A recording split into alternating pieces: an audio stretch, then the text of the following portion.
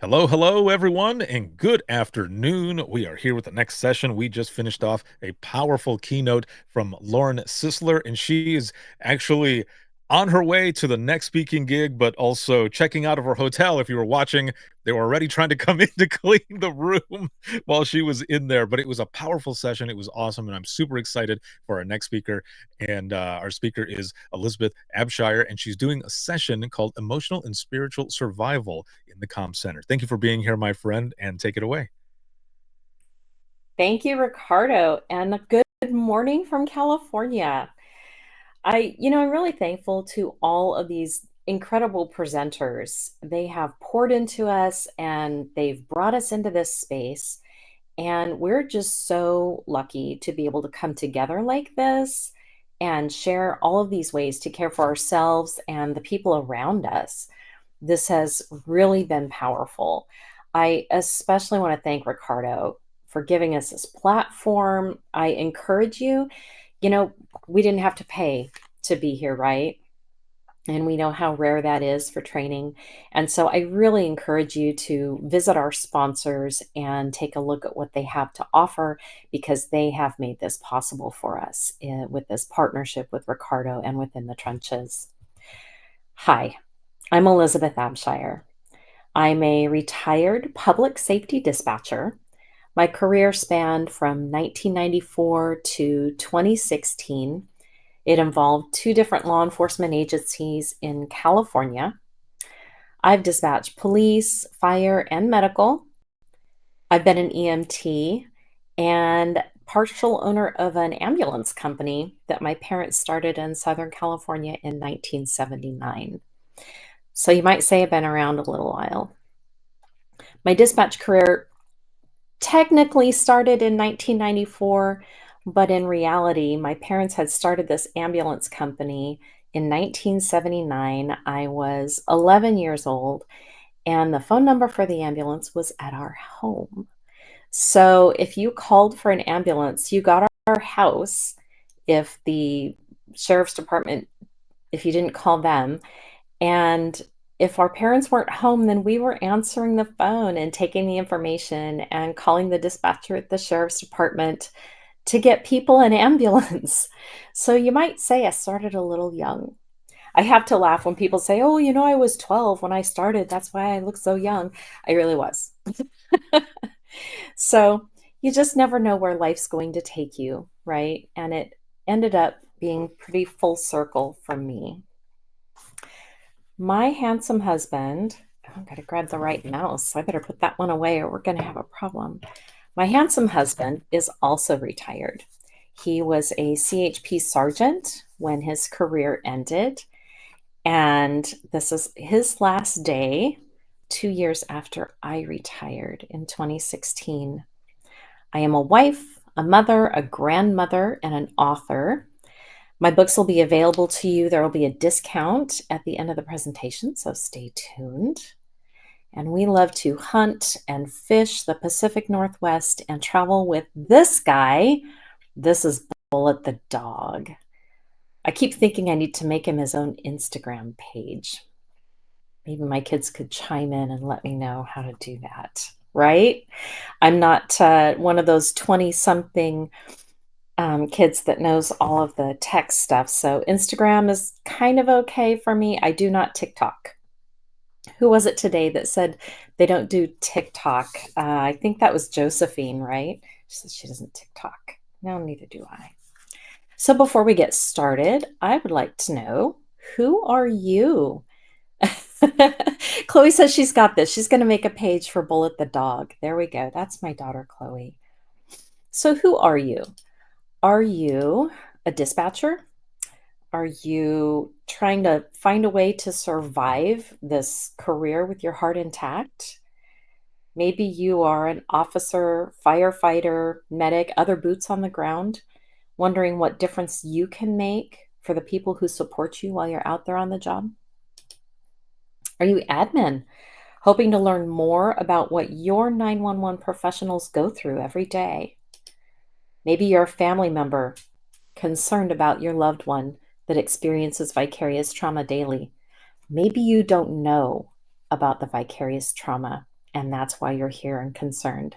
Susie's a dispatch manager. Did I see that you're in California? No.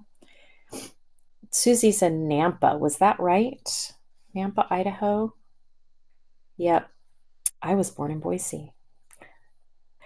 And or are you new here? Are you new to dispatch? Maybe you're curious about this career that seems so much more like a calling than anything else. Or maybe you're just here for the food.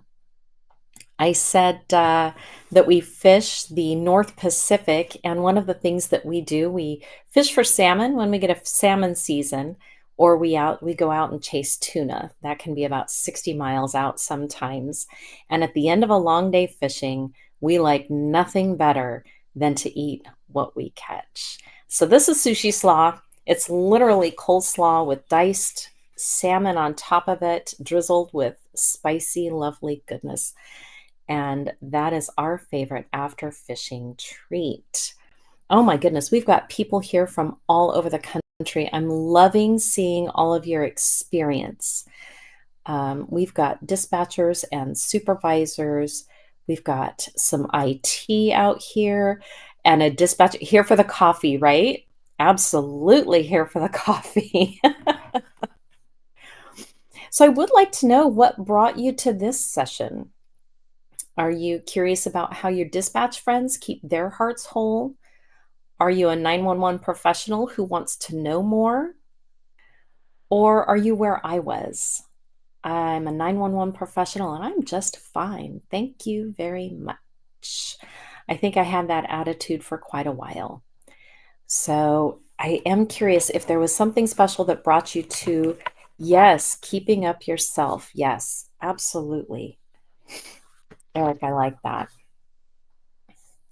So, one of the things that I have to confess to you, if you were in the session with Josephine, you heard her talk about understanding your audience. And until 6 days ago, I had this really cool, sanitized presentation I was going to give. It was going to be just very straightforward. And in the morning, I like to take some time to read and pray. And oh, Kimberly King, yes. After 15 years, it is a struggle. Absolutely. So I was reading and praying and struggling a bit. And I realized that this sanitized presentation was not what y'all needed. You guys know the things that you go through every day. I don't have to tell you that, right? What you want to know is how do we survive it? How do we get, as Angie says, the healing and community and to be able to support others in their journeys, right? How in the world do we do that? And so I really appreciate Josephine talking about understanding your audience. It is pretty critical. So before we talk about remaining or becoming heart whole, let's talk a bit about why we need to address it. I saw this on the internet and I thought, yeah, that's kind of how it is. Our friends think we have this crystal ball, or that's what the public thinks. Our friends think we hang out with the hot firefighters, but we know that's not true. Our parents just think we're out there doing our thing. Sometimes the people in the field don't realize that we work as hard as we do. Sometimes we want to reach through the microphone to the person on the other side and give them a good shake.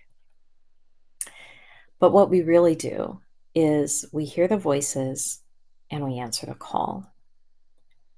I have to tell you, I'm a little distracted. I'm seeing these amazing comments, and I love that you are wanting to just have some enrichment here for the people around you, for yourself, to get some spiritual uplift. I really am appreciating these comments. So we hear the voices, right? Through the airwaves, we hear voices of pain, anger, grief, joy, excitement. And our mission is to listen to those voices and respond by sending help. Now, that help comes in a lot of different forms. It could be sending personnel out, it could be sending out an officer, firefighter, medical aid. It could be the outside agencies that we partner with, resources we find for people, Sometimes it's just some information, right? Sometimes the thing you do is you give them a phone number to call somebody else. That happens a lot. Do we always document that? No. And so a lot of times I think that people don't realize just how much we have to do in order to be able to help the people on the other end of the line. My husband taught a class at the local academy for several years. And one of the things that he always taught his recruits is that you out there in the field, you get one call. The dispatcher sends you one call and you go and take care of it. And what you don't know is that dispatcher has handled 50 calls just to get the information to get you there. And that's true. Sometimes it's that many. You know, a huge power outage or a big crash, that's all it takes for your lines to blow up. And then we have to deal with the aftermath. This is the hard part. And this is where we talk about absorbing what comes through the headset and not always realizing that we have vicarious trauma. I myself am medically retired with post traumatic stress caused by years of vicarious trauma and one last officer involved shooting. I have to say that I appreciate what Lauren said. Lauren Sisler, who presented before me, she says you have to own your story, right? Because if we don't own our story, we can't move forward. So you're going to hear my story today. I wasn't going to tell it, but now I know that the only way for someone to heal is for them to be able to move forward and to know that it can be done. So let's go. November 1, 2015. It was the day after Halloween in Arcata, California. The night before had been unusually violent. My partner and I had dispatched 2 home invasion robberies in progress and a homicide, along with the usual mayhem in the plaza of Arcata on Halloween in a college town. This day, November 1st, was fairly quiet, and I was working solo. At about 4:15, the call came out over the scanner on the CHP frequency. The officer screamed, "I've been shot, 1199. I've got one suspect down. I've been shot, Q Street and 4th. The suspect is down. I've got 4 more." And I froze.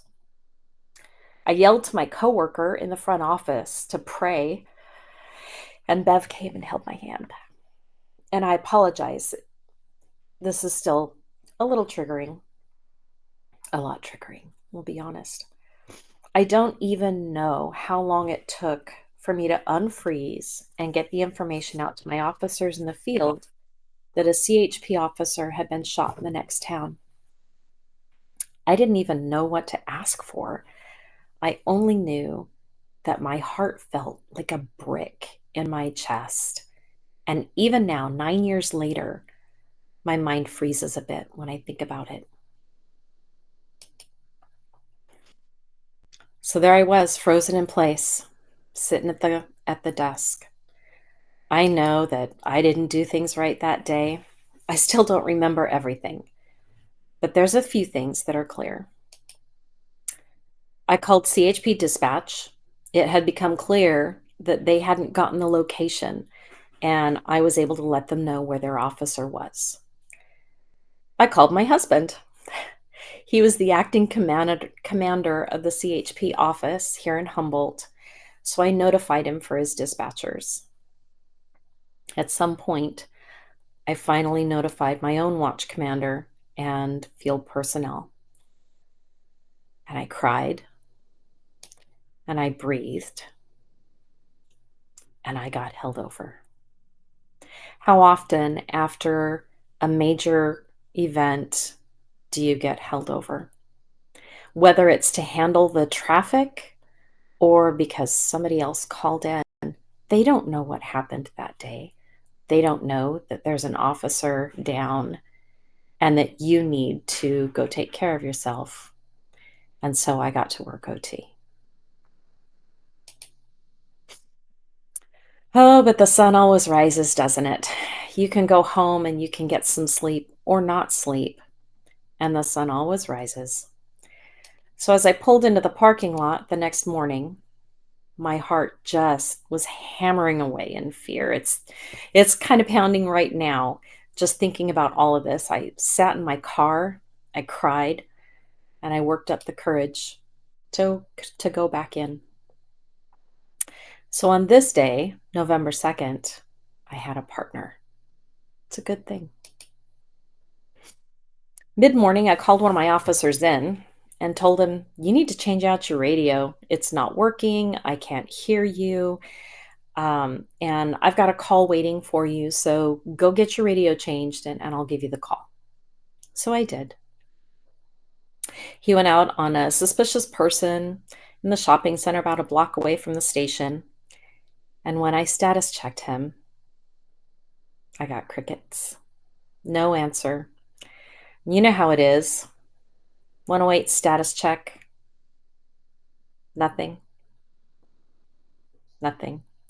So the officers start heading his way. "Where's he at, dispatch?" So you tell him where he's at. And they start heading his direction. And finally, he answered. He was fine. He didn't change out his malfunctioning radio. And I was done. I literally just ripped my headset off my head, threw it down on the desk, and walked out.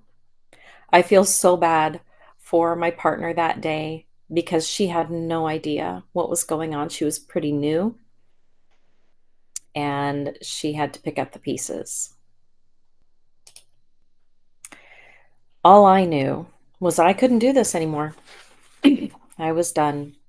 I walked in the door of the lieutenant's office, and that's what I told him. I can't do this anymore. And that man was so kind. He called for the detective sergeant who stood by with me. He called my husband to come get me. I was in no condition to drive. And I had this little realization as I sat there and I saw the detective sergeant standing by me, covering his weapon. And I realized that they saw something in me that caused them to have a lot of caution around me. And I had never been in that place before. My lieutenant got me resources. He sent me home that day. My husband Martin came and got me.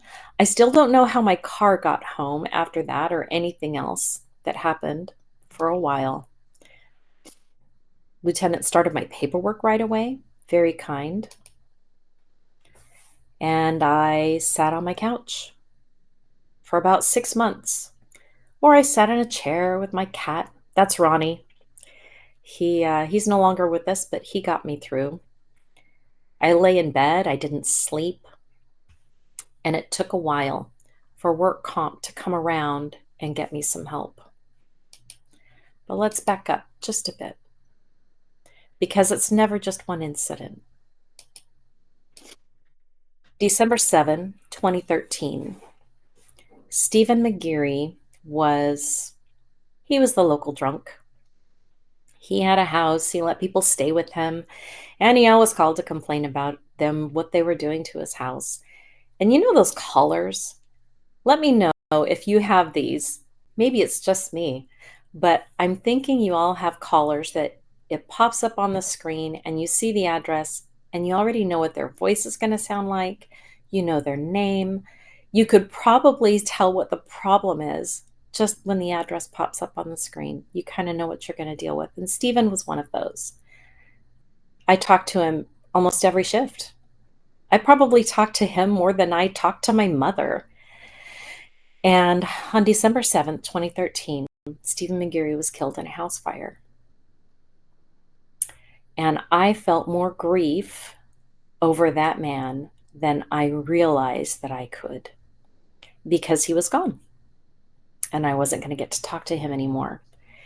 And I walked into a different lieutenant's office and I said, "Hey, we need to have a debrief about this. You know, the fire people, the people who responded. We need to have a debrief about this. And my lieutenant said, oh, yeah, we don't do that here. May 2nd, 2015. I call him the hatchet guy. I don't know his name, but my officers went out on a guy who had an axe or a hatchet, and he was chopping holes in people's cars. Super fun. And he turned to try to chop a hole in one of my officers, and my officer shot at him, and he dropped the hatchet, and they were able to take him into custody. But I asked for a debrief after this incident, and I was told, oh, yeah, we don't do that. Okay. Those are only two of the times that I asked for a debrief, some sort of action, and was denied. This was an administration that didn't believe in that, no matter how much it was in our rules and regs and our policies and procedures. They just weren't doing that. And so, excuse me, here I am, here I was, starting the workers' compensation process. Now, I think it's a little different now than it was back then because now we are classified as the first responders. At least we are in California. I beg your pardon. On September 11, 2020, California signed into law AB 1945, which finally classifies public safety dispatchers as first responders. With this reclassification, post traumatic injuries are now considered presumptive. And if you don't know what a presumptive injury is, you need to learn because it means that they have to get you help. Finally, HR 6319 is now on the union calendar. That's a uh, federal action. And so we're waiting on that to see if that'll happen federally. That's what we're really praying for, is that we will all be recognized as first responders. I was fortunate, believe it or not, even with all of that negative, walking into the right lieutenant's office and getting the paperwork started right away. My department actually helped me. Their insurance company took care of me, accepted my claim, and got me the help that I needed to move forward. And we need help sometimes because sometimes it gets personal. It becomes personal. I grew up in a small town, and my first about 15 years of dispatching were in a small town, which meant that I personally knew, unlike Stephen McGarry, who I had only met, I was in a new town, I only knew him on the phone. Unlike that, in a small town where you grew up, you actually know the people at the other end of the call. Sometimes it makes the job easier because you have a shared history, you know about them, gives you a little shortcut in questioning. But sometimes it brings an element of personal involvement. There can be calls that involve personal grief. How do you mourn with those who mourn? Have you ever cried on the phone with your caller? I have a couple of verses that have from the Bible that have really helped me to work through some of these things. I'm posting up here. Matthew 5:4 said, "Blessed are those who mourn, for they will be comforted." And in Psalms, we learn that the Lord is near to the brokenhearted and saves those who are crushed in spirit. Have you ever been crushed in spirit? I have. And Psalm 147 says he heals the brokenhearted and binds up their wounds. And he has done that for me. I have been very fortunate to have my wounds bound up spiritually, sometimes physically, right? There are other things that cause issues for us. Workplace friction is big. Oh my goodness, the drama, right? We think the callers have drama, but drama in the workplace is a real thing, whether it's between you and somebody else, whether it's working solo and dealing with all of the stuff that you have to deal with, or working with a partner, which can be more difficult depending on their mood and your mood when you come to work. And then our integrity. We are at risk every day, every call of having our integrity called into question. Remember that bit about what others think we do versus what we actually do? Think about that for a second. And then I want you to think about how important it is to you that a story that's told, even a casual story or a joke, is accurate. One of the most difficult things for me is when somebody embellishes a story, even a simple, funny one, because it's so critical in our line of work. Everything we do reads correctly when the reports come out. And so when our integrity is called into question, when we have friction, we have calls that involve personal grief, small town or big town, it builds up. And so, how in the world do we work through all of this? How did I cope? This is a little picture of your brain. One of the things that happens in post-traumatic stress is that your amygdala, which is part of the parasympathetic nervous system, I'm going to get that right, I promise. Your fight or flight. We're going to say I mess up the parasympathetic and the sympathetic, but your fight or flight response gets a little wonky. And when you're in this post-traumatic environment, this post-traumatic stress environment, it's firing all the time. And so you have to learn how to deal with it. Yes. Yes. We have to learn how to deal with it. I'm super fortunate. I was assigned an adjuster who was responsive to my needs. My first therapist that they assigned to me, she was super sweet. I'm not saying she wasn't, but I told her what had happened. And I wish you could hear her voice as she says, "Oh my goodness, that's terrible. That must have been really awful. Why would you want to do that?" I knew that I was not in the right office. So they found me another therapist, and she wasn't quite culturally competent, but she could hear the F word without freaking out. She was protective of me in my recovery, and she didn't take anyone's crap. She got me alternative therapies like acupuncture, and she basically forced the insurance company to give me what I needed when there was any pushback. So I was very, very fortunate in that. And I hope you heard that phrase, culturally competent clinician, because that is critical. And we're going to talk about that at the end. So I got the right therapist. She did cognitive behavioral therapy. I got some acupuncture, and I dug in to personal prayer and reading and journaling. You see me there with the cat. I don't know if you can see Ronnie there reading the Bible with me. I decided he was my Christian cat, right? Really, he was crazy, but he was good for me. And I had to realize that God has a purpose for me. He has a purpose for you, right? You have an overarching purpose. And I somebody talked, I think it was, oh, I'm going to get this wrong. And I really wanted to tell you because it was this morning. So it was, I think it was Josephine this morning, talked about your purpose, right? You need to have purpose.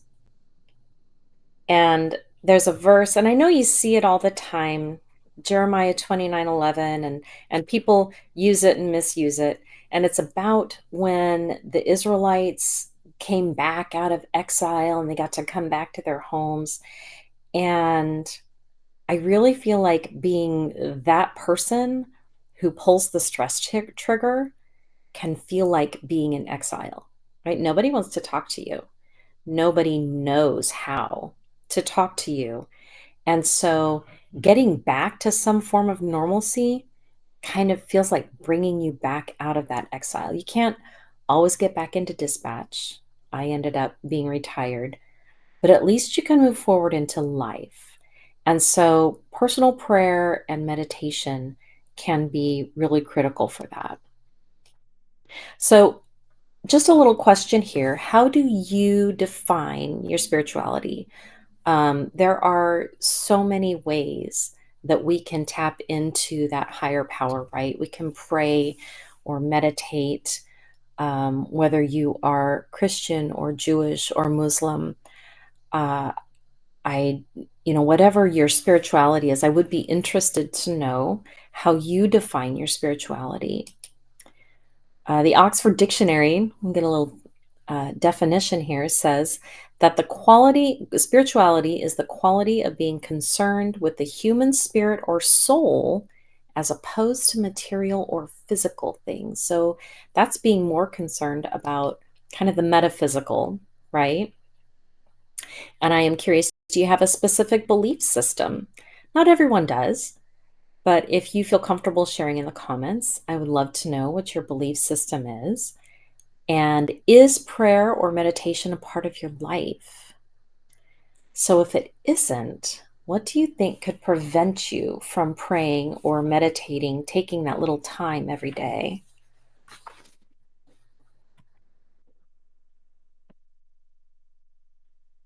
Just take a minute, if you would, kind of define your spirituality. Think about that.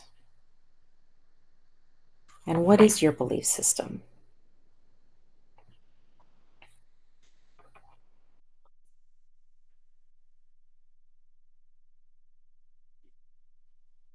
What you might not know is that prayer actually has benefits. There have been scientific studies. Oh, I love that. Yes. Prayer and meditation every time. Take the time, right? Absolutely. Stoicism. I'll have to look. I'm going to write that down because I'm not familiar. And so I will look that up. See, we all learn, right? We all learn something. So what does prayer really do? Now, scientific study shows us that it reduces your blood pressure, reduces your heart rate, boosts your immune response, and I don't know who can't use that these days. It can alter your melatonin and serotonin, so those feel good chemicals in your body that help you rest and sleep and be happy. Can reduce your stress, anxiety, and pain. Prayer has been shown to reduce pain and promote positive mood states. Help bring you into a space where you can be a little more positive about what's going on around you, maybe more accepting. Sometimes that's what it does for me. And so this is one of my favorite scriptures because it's so, well, I'll just read it to you. Come to me, all you who are weary and burdened, and I will give you rest. Take my yoke upon you and learn from me, for I am gentle and humble in heart, and you will find rest for your souls. For my yoke is easy and my burden is light. And that is what prayer does for me. It helps me to move into this space where the yoke is easy and the burden is light. It gives me rest. And when do you have time? Right? With all the things that we do, when do we have time to pray? I remember being a young mom and a dispatcher and a wife and a volunteer at church and doing all the things and being very busy and not having that time set aside just for me where I could do that. I totally understand that. And I have been there. And I think that we probably pray more than we realize we do. Um, you might pray in between calls.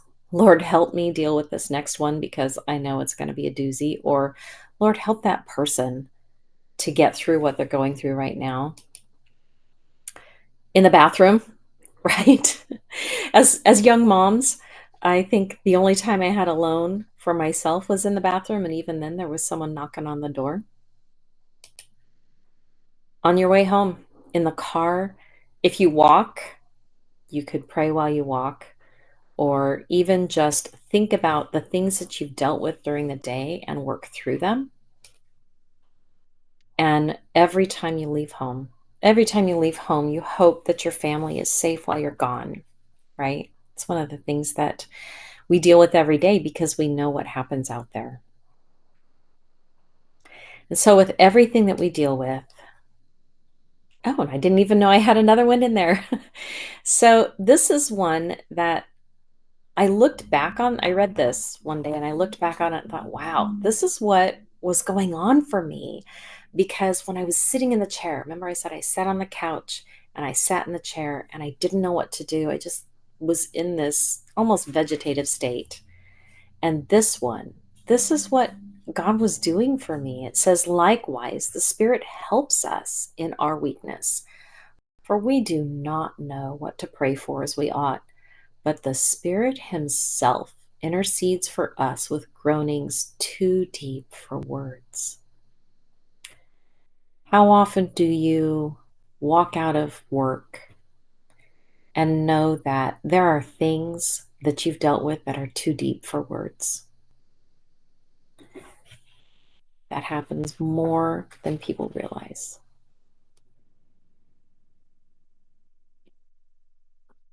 And I'm missing a slide. That's interesting.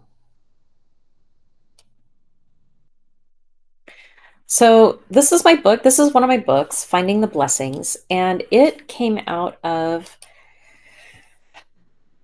a time when I was a young mom and I walked into my friend's house and I was just beside myself. And she says, "Come on, let's go walk in here. Come on, sit down." She coffeed me up and she said, "Let's walk through and let's find the blessing in that." And thank God for Russie because she helped me to see that not everything was bad in my situation. And my first blessing, that's my family. My family has been there for me through thick and thin in all the things. My unexpected blessing is love. That sergeant that retired a couple years after me, well, technically he was my high school boyfriend and we found each other later in life after a couple of really horrible divorces. And so he is my unexpected blessing. My hardest blessing, PTSD. You may not think of that as a blessing, but that changed my life in a way that nothing else could have and helped me to move forward into what God has for me. And today's blessing is you. Y'all are amazing. And the things that you do every day as you continue this journey as a 911 professional are just incredible because you're making a difference for every single person that you encounter. And so you are my blessing for today. And so who do you talk to? This is my Tina. Tina is still dispatching. There we are in our shirts for Within the Trenches, our hashtag I am 911 shirts. We went on a cruise. We've been on a few cruises. And she is my person. She is as my daughter would say, she's the gray to my yang. So she is my buddy, my best friend. But you could talk to other dispatchers. Can you talk to your officers? We can't always talk to them, but sometimes we can. Do you have a pastor or a spiritual advisor? In your prayer and meditation, you can talk to God. You know, we have those people that we talk to and we answer the phone like, I don't want to hear this right now. But I can tell you that every time you call, He wants to hear. You have your family. Mine is beyond amazing. I have sons and daughters and husband and sister and just this amazing family. Not all of them are blood, but they're all family.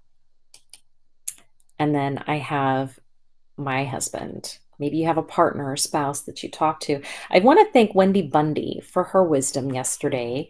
She talked about marriage and dispatch, and she was right on when she spoke to the fact that our spouses, even those in law enforcement, don't really understand what we do, and that communication is critical to keeping our relationships healthy. It's a big deal.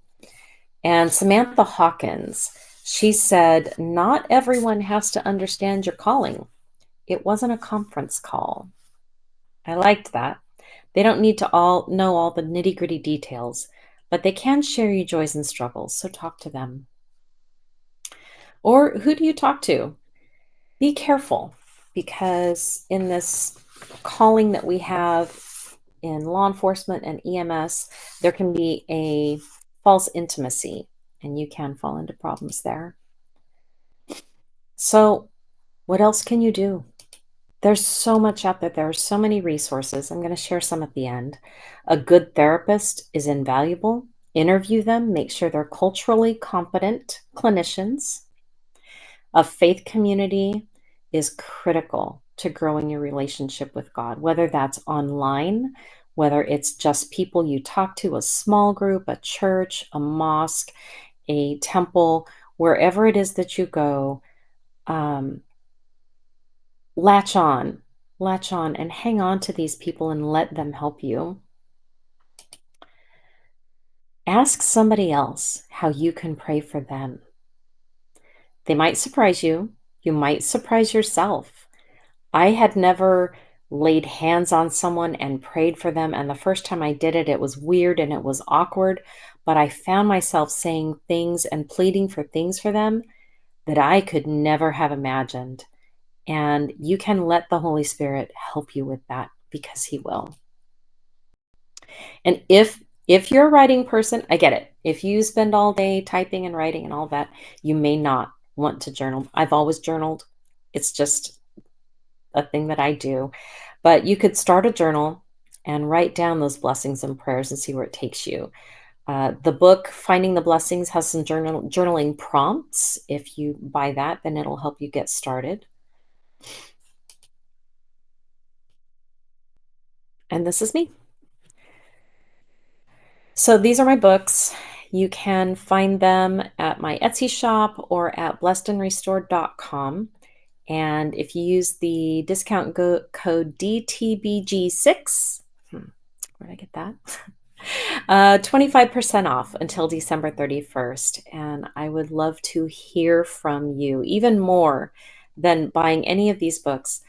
Go to blessedandrestored.com and I would love to hear from you. That would just really fill my cup, and hopefully my blog will fill yours. As promised, some resources. The First Responder Support Network, FRSN.org, is an organization that Joel Fay runs or is a primary in, and there are a lot of resources there for counselors, culturally competent clinicians. It's a lot of C's. But there are responders there. The 988 Suicide and Crisis Lifeline, so 988lifeline.org. The crisis text line. If you're not familiar with the crisis text line, I urge you to put them in your phone, and you can text the word badge to 741-741, and you will be connected with a confidential, culturally competent clinician who could make a difference for you. It's confidential and no one will ever know. Check out my blog. I really, really would like to hear from you. And again, I want to thank Ricardo for bringing us into this space and allowing us to have this time together. Ricardo, I just really can't thank you enough. Old friend, new friend. I mean, it feels like we've known each other forever, so I know, I right? I that's what I love about this, community and our profession, that it just when you start talking, it just you feel it already from a lot of folks. It's like that's why I tell a lot of people, like, we could have been, coworkers, man. Like, it's Right. there's so much awesomeness. I loved your talk today. There's so many people who are engaging and everything, and there is a question in here that, Yes. that's actually from Josephine. So I'm gonna, press this over here so that we make sure that we Sure. record it so that when people end up coming to watch it on demand, it'll go exactly to the spot where you answered this. So it's going to pop up on the screen as well. But the question here is, what steps can supervisors take to support the emotional health of their team members in high stress roles? Oh, goodness. Oh, I'd love to say there are steps, but there are so many things that supervisors can do, and I think one of the biggest ones is to listen and to acknowledge the trauma, acknowledge the event, acknowledge what your person, because these are your people, right? Acknowledge what your person is dealing with because it may not just be that one call, right? It may be hundreds of calls over years that start the chain, and maybe one just trips the trigger. But if your agency has an EAP, if you have an employee assistance program, help them understand that an EAP is there for them. So many of them give you the opportunity to have free counseling sessions, and you can have resources like help you find a groomer for your dog, or they'll link you up with a counselor or an attorney. My husband, he actually got his divorce lawyer through his EAP. It cost him 500 bucks to do his divorce because that was available to him. So an EAP, people kind of poo-poo it, but it really is an amazing, amazing thing to have available for your people, and encourage them that it's not going to be held over their head.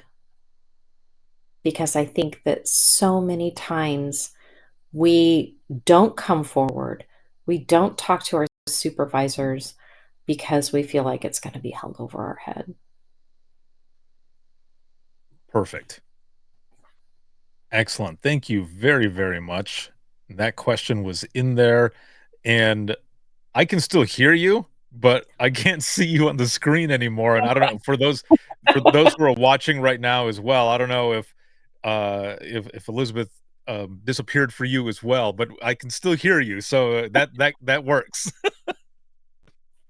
You are the voice that's here with us right There we now. I hear voices. Now, so that you know, I do have a book coming out in the spring. It's called I Hear Voices. It's devotions for dispatchers.